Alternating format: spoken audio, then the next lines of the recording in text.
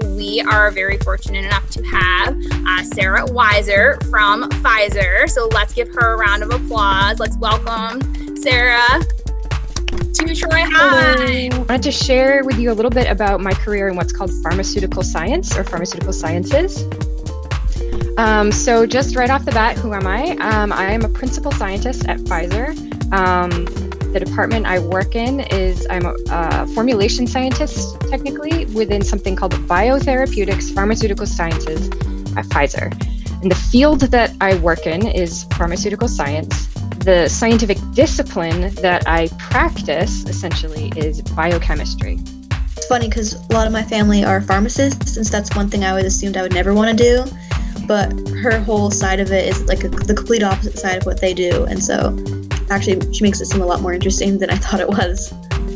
I left Boston University after 1 year with a 1.7 GPA. So that I would say is probably the best takeaway that I can give you is you can have a disaster in school and still do reasonably well in your career later on. So don't let circumstances like that ever dissuade you from thinking that you can do anything you want to do. So as someone I'm a junior, and so there's a lot of pressure about colleges and everything, kind of helps shows that like she had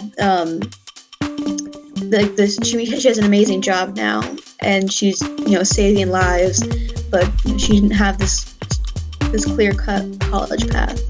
That I would say is the biggest message I can give you guys right now while you're thinking about where do I want to go to school, what do I want to do with my life, is not to not worry about it, but to remind yourself that you can change your mind.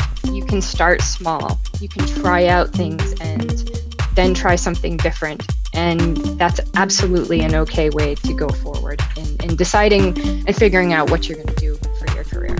She said that because she had that background of being a medical assistant and the background in science, she was able to combine that to be able to tailor the needs of what the company needed. So I thought that was really cool because, it was inspiring too, because in the end she found her way. This is the COVID-19 spike protein. And if you look at this picture over here, which is the COVID-19 virus, those red bits on the outside are the spike protein. So this is that. And so your cells then in your body start making this spike protein. And the spike protein by itself does nothing. All it is the sort of, decoration on the outside of the COVID-19 virus, but it isn't the virus. The virus DNA is inside that shell, so this can't do anything by itself.